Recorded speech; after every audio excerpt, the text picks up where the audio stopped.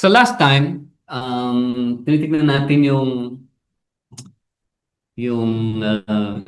look to, yung birth of Christ, no? The birth of Christ, nakita natin doon yung um, faithfulness ni Mary and Joseph sa Jewish custom. Day of Purification, dinala nila si Jesus sa temple. And pagdating doon sa temple is that dalawang tao ang nakarecognize kay Jesus, no? Nakita natin last time, it was Simeon, and also another prophetess, si Anna, no? And they recognized Christ. Nakilala nila si Christ as God's salvation. Kaya nga sabi ni Simeon doon na, thank you, Lord, that now I can rest, no? Because you have allowed me to see your salvation. Na-recognize din si Christ. So, bakit kaya nung pinanganak si Christ, hindi nagpakita yung anghel kay Herod? Dahil hari siya, di ba?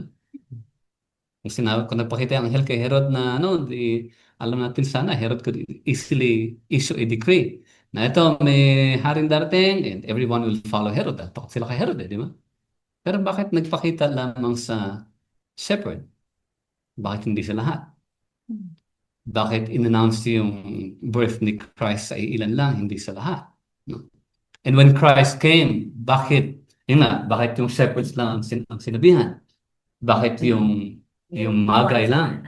Yung Magi lang from the Far East, which is said to be from Persia, from that part of the Middle East, no? Sila lang ang sinabihan, hindi lahat. No? Why is that? Yan. Even to this day, despite the fact na ang Bible is nandito na clearly saying who Christ is, that He is the Son of God, maliwanag na maliwanag sa teksto ng Bible, yet how come many do not believe? No? How come ilan lamang ang nagre-respond?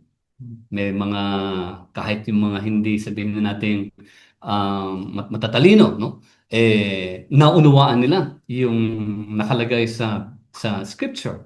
Kahit na hindi sila graduate ng anumang degree o hindi nakatuntong ng formal education, yet they believe, nakikita nila naunawaan nila yung nakalagay sa scripture that Jesus is the Christ. Jesus is the Son of God. Jesus is the one who can give salvation, eternal life. No? Ganon din, vice versa, bakit sa mga matatalino? Quote and unquote. No? Mga may pinag-aralan ng formal education, may master's degree, may doctorate degree na, pero still they do not believe despite what scripture says. On the other hand, meron din naman mga may formal education na dahil nakita nila, ito, maliwanag sa scripture. So kung titignan mo, parehong level, whether may edukasyon o wala, yet hindi lahat ng may formal education, they agree or they believe in the scripture that Jesus is the Son of God. Yet maliwanag sa scripture. Why is that? So babalik ka pa rin doon sa simula pa lamang. No? Simula pa lamang, bakit pinili ng Diyos yung sacrifice ni Abel, hindi yung sacrifice ni Cain? Bakit mas pinili ng Diyos si Jacob at hindi pinili si Esau? So, kung titignan natin, makikita mo ron na from the very start, ganoon na talaga, no? Hindi lahat. So, when Christ came, yun ba yung sinasabi natin, the mystery of God's kingdom? Yun titignan natin in relation sa, nakita natin sa Luke, when two persons, no? Si Simeon and Anna, recognized who Jesus is. And going back dun sa sinabi natin nga na the angel appeared only to the shepherd, not to everyone else, not to those who were in power. No? So, of course, sa Lucas pa rin, makikita natin sa Luke chapter 8 later on, pagdating na sa mga parables, ito yung sinabi ng Panginoon Jesus. And He said to His disciples, kasi tinanong siya ng mga disciples niya, sabi, Lord, bakit ba lagi ka nagbabanggit ng mga bakit mo kinakausap yung tao, yung ibang tao, bakit mo sila kinakausap sa pamamagitan ng parabolo? Tama ba yung Tagalog ng parables? No? Sabi niya ng Panginoong Jesus, He said, unto you it is given to know the mysteries of the kingdom of God. So to the disciples, they were given to know the mysteries of the kingdom of God, but to others in parables, so that seeing they might not see, and hearing they might not hear. Of course, Jesus was quoting that passage in Isaiah chapter 6. Nung sinabi ni Isaiah na, sino ipapadala mo? Here am I, send me, and this you shall say to them, sabi ng Diyos, no? Na, sinabihan ko nga kayo, pero meron nga kayong tenga, pero hindi naman narinig. Meron nga kayong mga mata, pero hindi naman nakikita, no? So it is a quotation from what Isaiah wrote more than 700 years before Christ was born, no?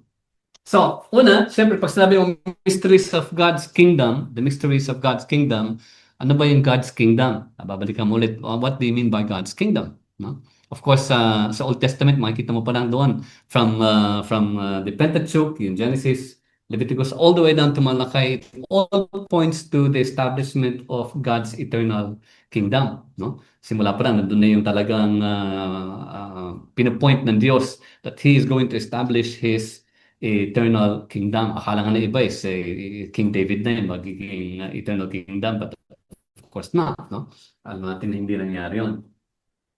Of course, alam natin na yung kingdom na yun will be ruled by the Christ. It will be ruled by the Messiah. And alam natin that is Christ Jesus. Kaya nga pagdating doon sa New Testament, nung trial, no? Nung trial na ng Panginoong Jesus, dinala siya kay Pontius Pilate. Sinabi doon ng Panginoon Jesus na my kingdom is not of this world. Dahil kung yung kingdom ko is of this world, lahat ng mga servants ko will not allow me to be arrested at all.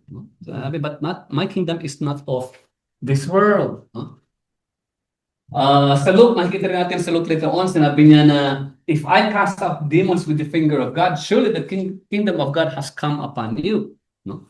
Bakit niya sinabi yun? Bakit niya sinabing the kingdom of God has come upon you? Kung nagkakast ako ng demons with my finger, katiyak na the kingdom of God has come upon you. Bakit niya sinasabi yun? Kasi andun na siya. He is the king. And because if I cast out demons, sinasabi niya, by my finger, the kingdom of God has come upon you.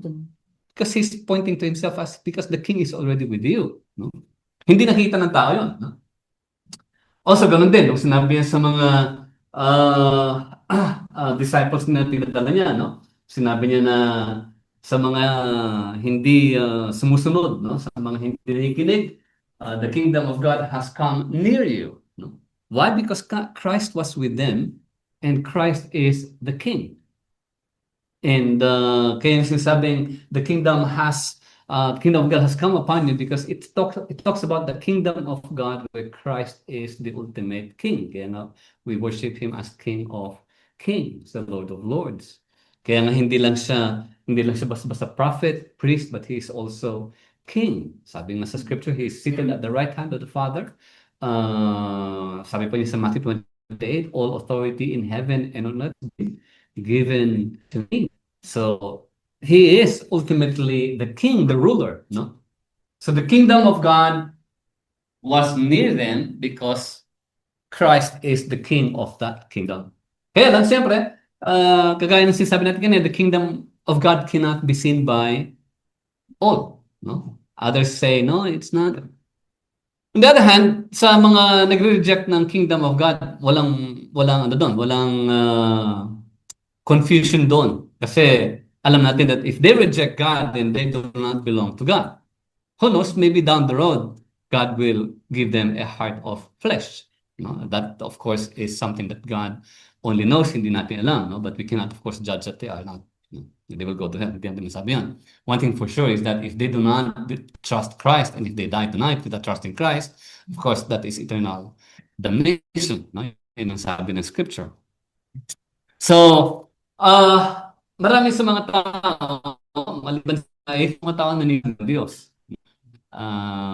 maliban sa mga atheist nga, no? Marami naniniwala ng Diyos. Kaya lang, kung anong klaseng Diyos, hindi natin alam. No? Nando doon, human nature, merong parang sense of being na merong higher being than them. Yun ang human nature, no? Although hindi lahat, pero most. Tama rin sabi ni Pablo sa Romans, no? Sa mga hindi naniniwala kay Kristo, sabi niya, they know the truth about God. Alam nila merong higher being. Why? Because it's all about His creation. Diba? His creation, the power that God has demonstrated. Alam ng tao na merong eternal being, na merong higher being than human beings, no? Pero ayaw nilang i-recognize na si Christ yun. Ayaw nilang i-recognize na it is God the Father, no? Even sa Psalm 19, and many more passages in Scripture, the heavens, sabi ng psalmist, the heavens proclaim the glory of God. The skies display His craftsmanship, no? Day after day, they continue to speak. Night after night, they make Him known. The stars, even the stars, sabi ng psalmist, the stars, yung mga bituin, they make known the glory, they make known who God is, no? They speak without a sound or word. Their voice is never heard. Yung stars, no? Yet their message has gone throughout the earth and their words to all the world. Kaya marami natutuwa, nagkakaroon ng star, yung ginagawa sa gabi. Oo, star viewing. Stargazing, yes. Stargazing kasi they appreciate the stars. And the psalmist is saying, it talks about the craftsmanship of God. And the stars are talking to each other, proclaiming God without voice. No? Yet people, unbelievers, instead of appreciating the Creator, ang ina-appreciate nila is, ang ganda talaga ng universe. So they now create their own God instead of recognizing the Creator of the universe. They create their own gods in the universe. Ilang beses natin napakinggan yan, no? The universe is so good to me, because everything has been aligned. Nagkaroon ako ng promotion, nagkaroon ako ng ito, ganyan, nagkaroon ako ng bagong ganito, ganyan. It's all about the universe. And iba, kung hindi mo universe, is they create their own gods. They create Buddha, they Hare Krishna, they create Muhammad as their own God. And some, of course, believe in a Jesus, but a different Jesus who is not God. No? So bakit ganun? Bakit may mga taong they create their own gods, or they believe in a different God instead of believing in the one true God as revealed in Scripture? Sino ba yung Diyos na paniniwalaan natin? Ang Diyos na paniniwalaan natin is no other than the God whom Jesus has revealed. Remember, sabi ng Scripture na in the beginning was the Word was made flesh, the Word was with God, and the Word was God, and then sa verse 14, and the Word became flesh and made His dwelling among us. You have seen His glory, the glory of the one and only Son, who came from the Father, full of grace and truth. No? So, Jesus, ilang beses din sabi ni Pablo na Jesus is the very image of the invisible God. Sa Hebrews na pag-aralan natin na Jesus is the exact imprint or the exact nature of God. Kasi God is spirit, di ba? For us to understand who God is, then Jesus has to take the form of human flesh and revealing the kindness, revealing the love, the character, and who God really is by His teachings. Kaya nga sinabi niya, di ba? The word that you heard from me are not my words, they came from the Father. Kaya sinabi din ni Thomas na ni Philip na, Lord, show us the Father. Sabi ni Christ, if you have seen me, then you have seen the Father. Because Christ came to reveal who God is. The very reason why Christ came is, of course, to achieve the purpose of redemption, to redeem God's people. And to redeem God's people, they need to know who God is. And He revealed who God is, no? And yet not everyone believe that, no? Ito yung sabi natin, no? Na Jesus has repeatedly said that He is the same as the Father, that He has came to reveal the Father, that He has came to proclaim the words of the Father. Christ is the very image of the invisible God. So maliwanag yun, na we cannot know God without knowing Christ. Kaya nga yung iba na they believe in God the Father, they believe in God the Creator of the heavens and the earth, but they don't believe in Christ. So paano yun? How is that? They believe naniniwala sila sa ibang naniniwala sila kay Christ as God's Son, as God's begotten Son. They believe that Jesus is Lord, is Christ. Pero para magpatawad ka ng kasalanan mo, kinakailangan mo pa rin magpenitensya. So again, that is a different Christ. Because yung Christ na tinuturo ng Scripture, kaya nga siya namatay para magkaroon tayo ng kapatawaran ng ating kasalanan. Because we cannot save ourselves. So bakit ganun? Bakit may mga tao naniniwala nga sa God the Father, but still they believe in different rituals to attain forgiveness. Again, that is not scriptural. Hindi natin masabing kapatiran yung ganon kasi nga hindi pa naunawaan yung katotohanan patungkol kay Kristo na ang kaligtasan, ang kapatawaran ay nasa Kristo lamang. Hindi sa ating magdasal ka ng 5 nobena, magdasal ka ng 15 ganito, lumuhod ka sa ganito, pumunta ka doon at mag-alay ka na, babayaran mo si ganito. Hindi gano'n, no? Hindi gano'n ang penance. Dahil kung kinakailangan pa ng penance, ibig sabihin, useless ang pagkakamatay o kulang o hindi sufisyente yung pagkakamatay ni Kristo sa krus. No? Sabi nga ni Christ, it is finished. No? Nagawa niya lahat. No? So lahat yun is Christ. We cannot know God without knowing Christ. If we know God, if we profess to know God without knowing the life of Christ and what Christ has done and who Christ is, ang ibig sabihin nun, we have a wrong understanding of the God that we worship. Hindi yun ay iba sa Diyos ng Jehovah's Witnesses, Diyos ng Mormons, Diyos ng ala ng Muslims. Walang pinagkaiba yun, no? Dahil it's a different God. The God, the creator of the heavens and the earth, was revealed by Christ. The only way we can know God is through Christ. Kaya na sinabi nga niya, di ba? Sinabi ni Christ na, I am the way, the truth, and the life. No one comes to the Father. You cannot know the Father. You cannot come to the Father. You cannot draw to the Father without Jesus. No? Apart from Him. No? Kaya despite the truth na maliwanag sa Scripture, maliwanag doon, basahin mo yung Gospel of John, maliwanag doon, basahin mo yung Gospel of Matthew, Luke, basahin mo lahat ng New Testament writings. It all points to Christ being God's revealer. No? And yet, despite that, bakit marami ang hindi naniniwala? Sabi ng AI, kunakuha to, 28.8% daw, no? Of the world's population identify, hindi sinasabing they are Christians, but they identify themselves as Christian and believe in Jesus Christ as Savior and Lord. Kasama dito, siyempre, the Jehovah's Witnesses identify themselves as Christians, Mormons consider themselves as Christians, Roman Catholics consider themselves as Christians.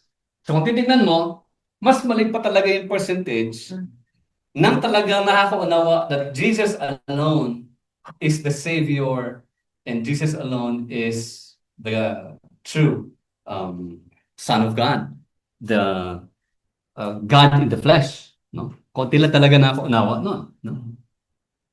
So bakit ganun? Bakit despite the fact na maliwanag naman sa Scripture, bakit hindi naniniwala ang why? Because it is what? It is God's sovereignty. It is God's sovereignty. No? Sabi nga natin, we cannot force anyone to believe. Maniwala ka dito. But we have the ability and we have the duty to proclaim the glory of God by proclaiming the gospel. We still proclaim the gospel dahil by doing so, we are proclaiming the glory of God. Sa scripture, ganoon talaga eh. Maliban, binanggit natin sa Old Testament, nagsimula yan kay Abel at kay Cain. No? Mas pinili si Abel dan Cain. Sa New Testament, ganoon din. Jesus, pinili niya yung mga disipulo niya. Ano yung mga disipulo niya? Hindi lang yung learned. No? Merong mga talagang fisherman. Meron ding learned sa form ng tax collector. Yung tax collector at the time was corrupt, di ba? Not to be corrupted because of their greediness.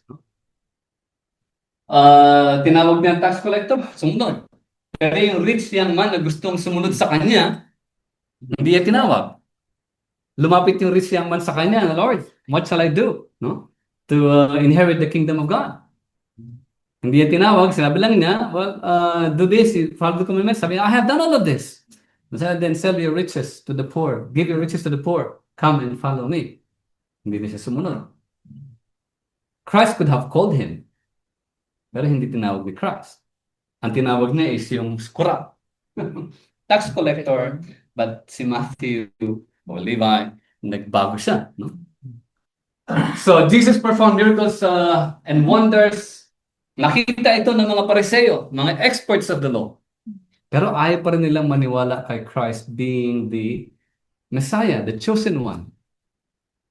Pero yung sa Pariseo, na nagpakita siya kay Saul, Naisang ano nangyari? prosecutor. Oo, imagine Saul was a persecutor, di ba? Persecutor of the church. Kung mabasa niyo yung Acts chapter 9, yan sa conversion, takot na takot yung mga disciples nung sinabi, oh, si Saul, dadalaw sa inyo. Kailangan ng ano. Natakot yung mga disciples ni Christ. Dahil sabi, ito yung umuusig sa atin eh. Natakot sila, but when Jesus appeared to Saul, Saul was converted. Naniwala. And yet, other Pharisees, si Saul, hindi nakita yung miracle ni Christ. Pero yung mga Pariseo, nakita nila yung mga miracle ni Christ. Yung mabulag, nakakita, yung lumpo, di ba? Napalakad, yan. Yung lahat ng may sakit napagaling. May leprosy napagaling. Nakita ng mga Pariseo yun, pero hindi sila naniwala kay Christ. Yet Saul did not see, wala account sa Bible that Saul witnessed the miracles of Christ, but only appeared to Saul si Christ eh. Sa halip is, binigyan din siya ng komisyon. Binigyan din siya ng tungkulin, no? In a way, tinawag siya. Tinawag siya. So, he appeared to Paul. Paul's eyes were open, hindi lang literally, but kasi di ba, nung nakita niya si Christ, that flashing light, nabulag siya, di ba? So again, makikita mo yung parang, I don't want to give more into it, pero kung titignan mo yung analogy na spiritually blind and the only way na makakita siya is by Christ opening his eyes. No? So, marami talaga sa atin is, hindi, marami sa, tama yung sabi ni Christ eh, no? The road that leads to eternal life is hard to find, narrow, hard to find, no? Few find it though, but the road to destruction or eternal damnation is too wide and broad, and yet many follow it, no? Why? Kasi nga, sabi nga si Mark, sinabi din ni Mark, inulit niya rin yung sinasabi ni Lucas, no? Na they have eyes, but they never perceive, they never see. No? They have hearing, but they never understand. Kasi if they can see and if they can understand, then they will turn away from the sins and they will be forgiven.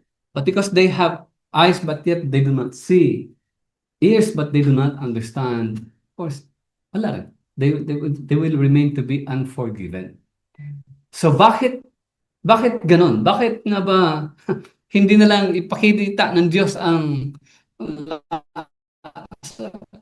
sabi niya sa lahat? Sabi natin, it is God's sovereignty. Kung titignan mo yung sa Romans chapter 9, nung sinabi niya, I think nakita natin ito last time, many years ago, I think, nung sinabi ni Pablo na pinopoint out niya doon na bago pa man din nakagawa ng mabuti, sina Jacob at si Esau, napili na, nahirang na kung sino yung talagang hinirang ng Diyos, which is, of course, Jacob. No? At kinote pa niya doon yung sa Old Testament, si Deuteronomy, when he said that, I will show mercy on whom I want to have mercy. Why? Because it is God alone who makes the decision. Remember, sinabi ni John chapter 3 na you cannot see the kingdom the reason why they cannot see the kingdom of God because hindi pa sila, anong sabi ni John 3:3?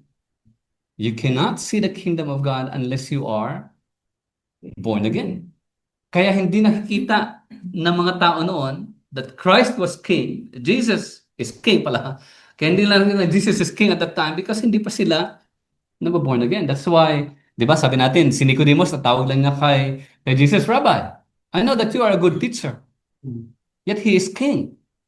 Kaya sinabi niya, unless a man is born again, he cannot see the kingdom of God. No? And then, how can you enter? Unless the Spirit works in you. Kaya may difference yung sa verse 3, sinabi niya, unless a man is born again, he cannot see the kingdom of God. And then, you must be born again for you to enter the kingdom of God. So verse 8 and 9. No? Kinakailangan mo talaga ma-born again so you can enter. Why? Because that is how God works. Kaya sabi niya, paano yan? It is by being born of the water and the Spirit. The Spirit moves in every direction that we do not know. In the same way, that is how God works when it comes to being born of the Spirit. In other words, we do not know. Hindi natin alam. Ang tamang understanding of God's sovereignty in salvation will give us a deeper sense of gratitude, if you know what I mean. It fosters praise and adoration. Pag naunawaan natin na, Lord, I do not deserve this. But how come, Lord, you've chosen me to be part of your kingdom? Once naunawaan natin na it is God's work alone, not us, magkakaroon tayo ng mas malalim na pasasalamat araw-araw, oras-oras sa Diyos, na kahit anumang bagyo ang dumating, Ama, salamat pa rin sapagkat sa kabila nito, patuloy mo akong niligtas. Hindi lang sa pansamantalang kahirapan dito, kundi sa eternal punishment. You have saved me from eternal damnation, and thank you for that. Kasi hindi natin desisyon na gusto ko maging born again. Kung sinabi mo man yun, it's because God has worked in your life. Kinilusan ka ng Diyos, kaya nagkaroon ka ng desire to seek God. Nag-respond tayo. Yung response natin is parang domino effect or consequence. Yan. Yung response natin is consequence of God moving in our lives, that yes, God has poured out His Spirit on you. Kinilusan ka ng Diyos.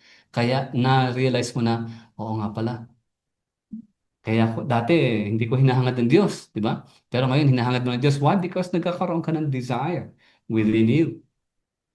Ako, when I was a kid, walang nag-share ng gospel. This is the gospel. No one shared that. It was more parang may drawing na, I don't want to magnify my evil life back then, no? Pero hindi mo iisipin na magbabasa ako ng Bible. But despite that, there was that drawing na ando din yung Bible, read the Bible, read the Bible, read the Bible. May prodding. Yet I don't know kung yung pala kilos na pala ng banal na espiritu yun. It is God working. I don't deserve it. I mean, my past life, sabi nga sa mga, ang yabang ko talaga dati. Ang yabang ko dati na siguro kung hindi kinilusan ng Diyos, nakakulong ako ngayon. Hindi as prison officer, kundi as bilanggo. Preso. As preso. Kasi malala ko na sa St. Louis, sarap ng St. Louis nun. May dala akong dos nun. And that's how bad I was. No? And awa ng Diyos, God has, moved in our lives. We all have different pasts, no? And yet God is not looking at your kindness. Wala tayong kindness. Wala tayong righteousness. Wala tayong kabutihan. Wala tayong katalinuhan. Everything is because of God's grace. Kaya nga tinawag na grace. Kaya tinawag na grace because we do not deserve it. Yet God gave His favor. Ano yung favor na yun? The salvation that we desperately need. Kung wala yung salvation na yan, wala. We are eternally damned. Kaya nga sinabi natin, di ba, na God, when He created man, He designed man to live forever so that they can have fellowship with Him. But because Adam sinned, then death entered into the world. And because of that, we have been spared from death. Not the natural death, but the eternal death. We have been spared from that dahil binigyan na tayo ng eternal life in Christ Jesus. I remember si Goff was asking me before, we have eternal life now, right? Yes, we do. Because trusting in Christ, that has given you the confidence na hindi mo na kinakailangan magpakahirap pa, na magpakabuti pa, na magpenance, magpenitensya. Why? Because Christ has done everything. Christ has given His life so that you and I can live eternally in joyful fellowship with the Father. No? Yun ang divine election tinatawag, o sovereignty of God. It's not a teaching na, dahil pinili ng Diyos yung kanyang mga tauhan, huwag na tayo mag-proclaim ng gospel. That's wrong. That's a wrong understanding of God's sovereignty. We proclaim the gospel. We proclaim the goodness of God in Christ Jesus. so that those who belong to Him, once they hear it, they also will respond. Hindi natin alam kung sinong those who belong to Him eh. But we still have to proclaim the gospel of Jesus. Sabi nga ni Christ, He came to proclaim the good news of the kingdom. Kung yun ang kanyang ginawa, tayo pa kaya? We also have been commissioned, we have been born again so that we can also proclaim the kingdom of God. No? Ito yung sinasabi ni Isaiah, no? Go and tell these people, be ever hearing but never understanding. Kasi these are the people who really reject Christ as the king. Kung may kingdom of God, which is known as the kingdom of light, of course, may ang opposite nun is what? The kingdom of darkness. Nakikita mo sa Colossians 1:13. Kung titignan mo yung Colossians 1:13, sabi ni Pablo doon, thank Jesus because He has redeemed us from darkness, from the powers of darkness, the kingdom of darkness. Tinubos tayo from kingdom of darkness and brought us into His marvelous kingdom of light. Kaya papasalamat tayo, no? The way to know the Father, sabi nga natin, is only through Jesus. Kung tayo, ang focus natin is, oh, we have to puro God in general without mentioning Christ Jesus, we might be believing in a different God. We can only worship the one true God through Christ and Christ alone. We can only know God through Christ and Christ alone. And how can we know Christ? How can we know Christ? Christ has been revealed through His Scripture, through the Word. No? Because His Word is not a thing that is out of imagination. Sabi ni Peter, yung kanilang sinulat is batay sa kanilang nasaksihan. Nasaksihan, kaya sinasabi natin, sinulat ni Luke, hindi yun vision, but rather it is an account of the witnesses that Luke has documented. No? From Genesis to Revelation, Scripture is God's revelation of Himself for all to read and understand, yet not many, not all want to read Scripture. Why? Because either they belong to the kingdom of light or they belong to the kingdom of darkness. And alam natin ang ending. Ending, of course, kingdom of light will always prevail. It will prevail. Dating ang panahon that the light Himself, Christ Himself, will come. And for His people, He will come for His people, and we will all be resurrected. No, we will be in a corruptible and a glorious body. No. Sabi ni John, no, sa 1 John 5, sabi niya, I write these things to you who believe in the name of the Son of God. So, Scripture is written to God's people. No, it's written for God's people. Addressed, especially in the New Testament, is addressed to believers. No, sabi niya, I write these things to you who believe in the name of the Son of God, that you may know that you have eternal life.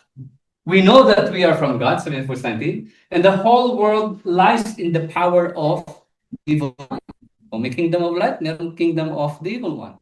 But thank God that we have eternal life in Christ because we know God through Jesus Christ. And we know that the Son of God, Jesus, has come and has given us understanding. Sino nagbigay ng pag-unawa sa atin?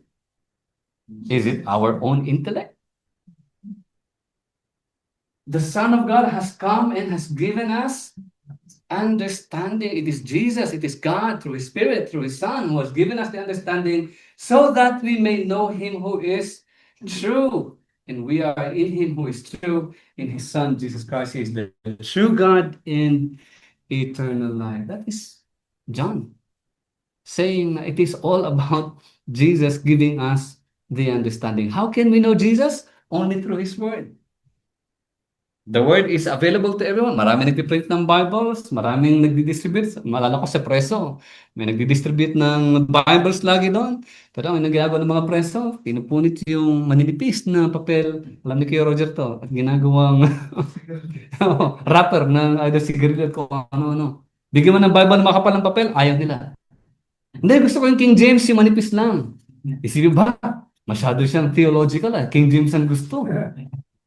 Yung pala ginagamit para panindihan ng sigarilyo, no? Instead of reading God's Word, Hindi. Why? Because hindi pa nakilusan ng Diyos eh. Pero once na makilusan ng Diyos yun, who can resist God? No one can resist God. No? Once God has spoken to you and has revealed himself to you, remember ha, the devil, the evil one knows who Jesus is. Alam nila. Babasahin mo yung Luke, as we will see sa Luke later on. No, nag-cast out ng demons si Jesus Christ. Natakot yung mga demon because they know who Jesus is. What do you want from us, O Son of God?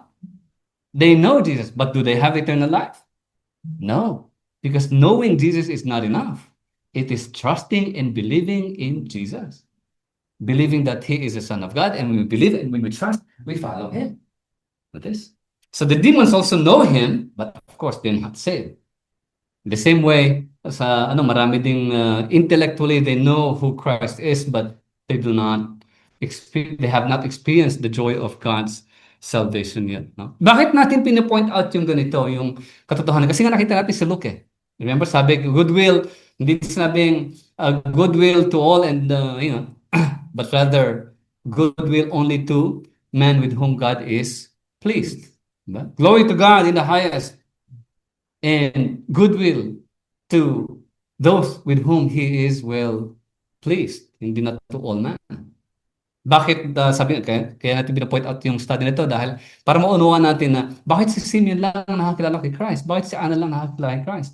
That's because of God working in their lives. The same thing sa atin. Bakit tayo nakaunawa ng katotohanan na si Kristo lamang ang pag-asa natin sa ating kaligtasan, sa ating kapatawaran ng kasalanan? Why? Because the Spirit has worked in our lives. Kung kinilos tayo ng banal na Espiritu, nakita natin ang katotohanan, bakit minulat ang ating mga mata sa katotohanan.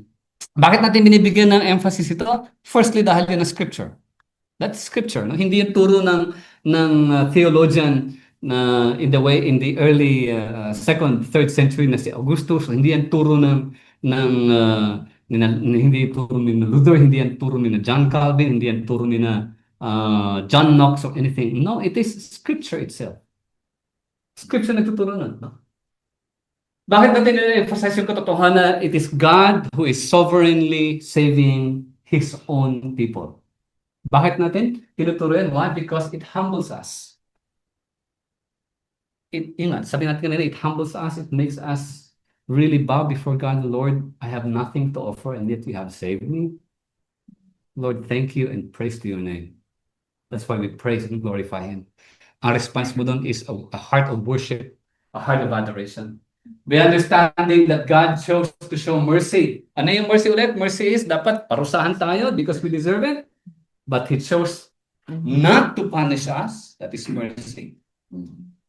It is based on His own sovereign will. Sabi ni Pablo sa Romans 9, I will show mercy on whom I want to have to show mercy. Once nanunuwa natin yun, wala tayong may pagmamalaki. Hindi na natin masasabing, buti na lang nakilala ko si Lord. Hindi natin masasabi niyo, mabuti na lang niligtas ako ni Lord. Yun ang tamang response. Mabuti na lang kinilusan ako ng Diyos. O hindi, wala. What is the mystery of God's kingdom? It is God moving in the hearts of His own people. No?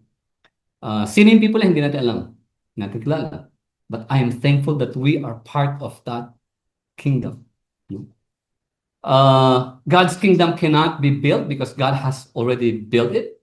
Christ is the king of that kingdom.